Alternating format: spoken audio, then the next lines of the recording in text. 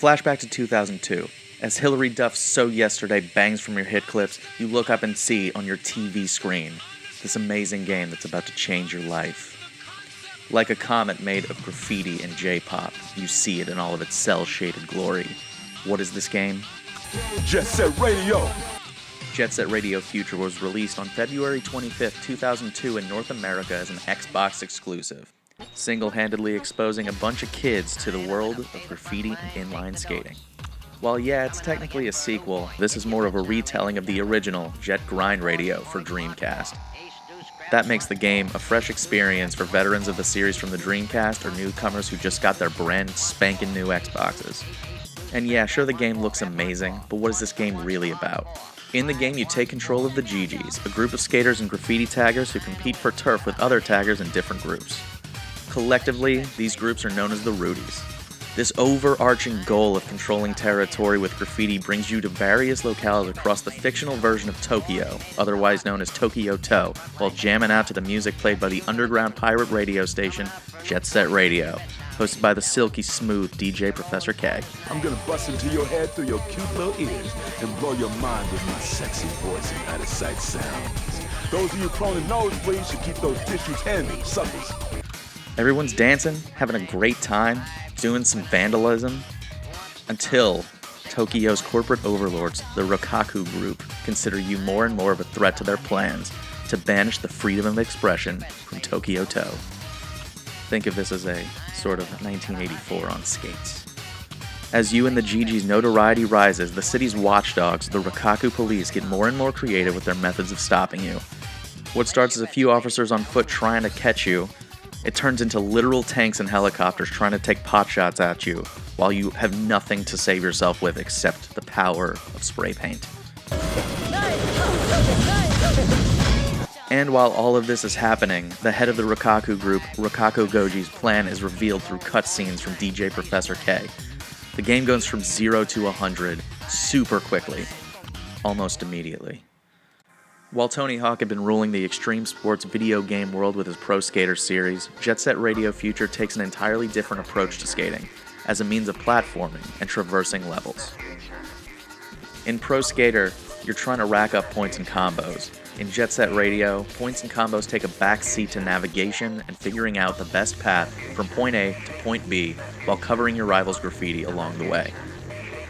Some areas in the game are built vertically, and I mean extremely vertically, and finally making your way to the top and looking down over the landscape that you just conquered feels like a real triumph. This also means the game controls very differently than any other game that came before it. Instead of being tied to a button like in the Pro Skater series, grinding is automatic and attributed to the fact that your skates have magnets in them that lock onto grindable surfaces like rails or mechanical spider leg. You know, the usual.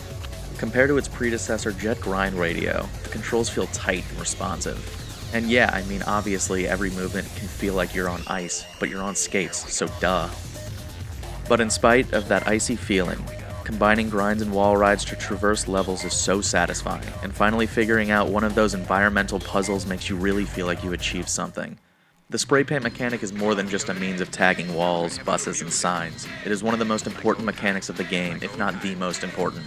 It acts as your defense against the police. It allows you to activate switches, and it allows you to disarm bombs. It also enables you to take out rival crews by chasing them down and spray painting them on their backs until they fall. Upon knocking down the police or grinding on tanks, you spray paint onto your enemies to disengage them, as you would any person, like that bully in high school, or when your boss just won't stop hassling you. Just take a can of spray paint and just lay into him.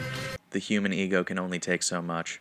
In the game, there are also loads of collectibles and characters to unlock as you progress. As you play through the story and become more of a presence in the streets, different skaters will approach you to join you through completing their challenges and goals. While you can finish the main story with any character no problem, 100%ing the game relies on you choosing skaters wisely. Once you get to the later part of the games, it really matters which characters you choose if you plan on unlocking every single one of them. Some characters can get more air than others, like Combo and Boogie. If I need to get somewhere that I know I only have a small platform to jump off of, I'm choosing them. That said, that air comes with a little bit of a trade-off. Combo, the skater running around with a boombox on his shoulder, obviously doesn't control as well as somebody who isn't holding a boombox on their shoulder. Other characters just have better stats in other areas, like some can hold more graffiti than others. It's really a matter of picking and choosing and experimenting to see which character works the best with different challenges that you need to accomplish. What I like most about all the characters is their individual designs. Every character looks unique, and none of them can be mistaken for others. Except for maybe Clutch, who looks like that guy who's always at GameStop, who's always trying to help other customers, but when you're like, yeah, I'm ready to check out, he's just like, oh, I don't work here. But other characters like Beat are iconic, and my personal favorite, Soda, is a tall guy with a Squidward nose and a jacket buttoned up over his mouth so you can't see it. He's unmistakable, and if you see him, you know where he's from. In terms of actually collecting different objects, silver orbs called graffiti souls dot every environment you travel to, allowing you to unlock more graffiti designs to cover the world in. As you find hidden tapes, sound familiar, you unlock more challenges. Completing these challenges reveals more graffiti souls to you as you prove yourself to the streets. And while 140 graffiti souls can sound pretty daunting, it means you've got a lot you can do before completing the game. Collecting all the graffiti souls in a given area unlocks test runs, extra challenge levels for each area that allow you to compete against other high scores to unlock more characters. These test runs are where a lot of the best characters are unlocked. You can get secret skaters, rival gang members. In total, there are more than 25 characters to unlock, and it's going to take you a while to actually get all of them. Easily one of the most memorable aspects of this game, and one of the most striking, is its art style. Jet Set Radio Future has a cel-shaded art style that holds up incredibly well even to this day. Even though the Xbox isn't HD, and I played this on a 4K TV, the graphics are still sharp and clean. What's amazing about the cel-shaded graphics is that it allows the freedom to go really nuts with the world design. What other game can you think of that lets you dance on top of a mutant lizard while exploring a sewage facility? Go on, take a minute. Think about it. None. There are no others. This is the only one. And there's even fewer than none that actually have it make sense for you to be doing that. With this art style, every single area of Tokyo is distinct and memorable, from the cityscapes of Shibuya Terminal and Dogenzaka Hill, to the dystopian residential districts of Rokakudai Heights and the nightmarish fortified residential zone, which just is a bunch of apartments stacked on top of each other like sardines.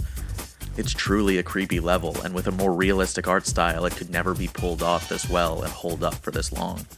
I can still close my eyes and see the neon landscapes of 99th Street with the spiral pink dragon you ride up and down and look over the entire city. I still wake up in a cold sweat screaming every time I think about Skyscraper District and Barrow Park and how many times I've fallen off. What you are watching right now is a supercut of how many times I fell off trying to get that one graffiti soul. This is an actual attempt. This is how many times that I did this. I'm 24 years old. I've played this game since I was 10. I still cannot deal with Skyscraper District in Barrow Park.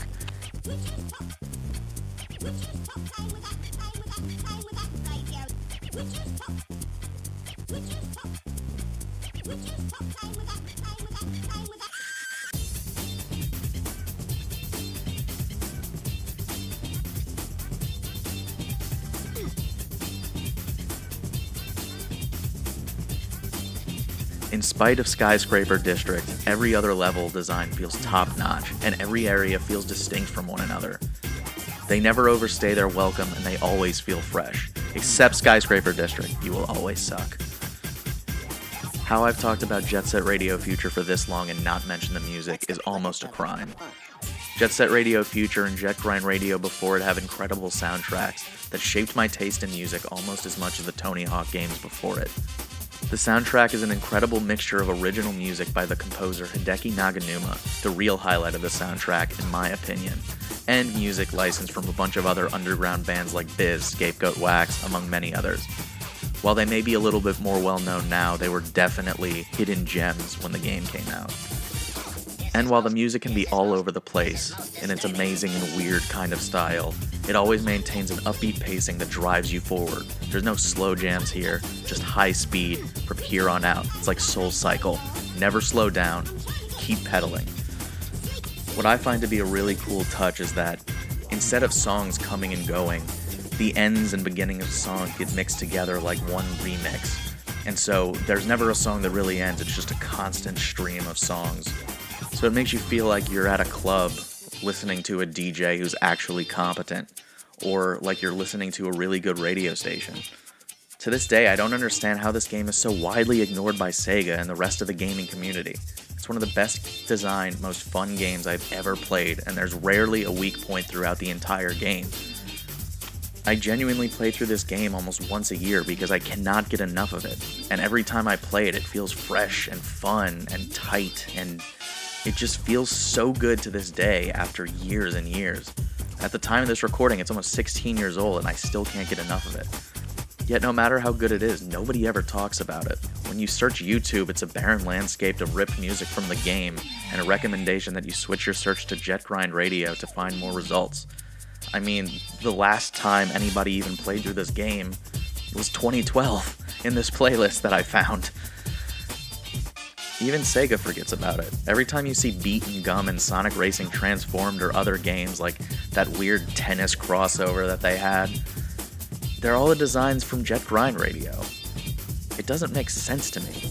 The main person keeping the culture and fandom surrounding the game alive is DJ Professor K on Twitter or at Jet Set Radio Live, who created this website called Jet Set Radio Live, where you can tune in and it's an endless radio station of music that plays from the game and other songs that would fit into it, like if the playlist just kept growing over the years.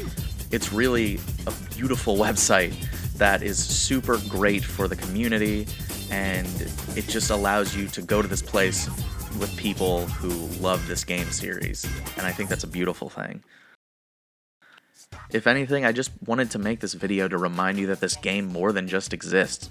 It's truly an excellent game from start to finish, and there's never been a game like it, even the game that came before it, Jet Grind Radio. This game just feels better. It feels more polished. Based off the way that Sega rejects pitches for this game over the years, and even canceled production of a Wii game. And that sucks. That sucks.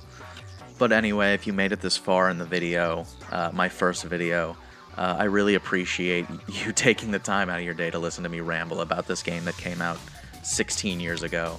It is truly my favorite game of all time. And if anything, I just want more people to be talking about it. Where were you when you first played this game, if you ever played this game?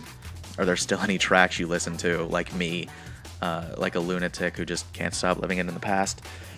Let me know down in the comments. That's a weird thing to say. And thanks for watching. See you guys next time.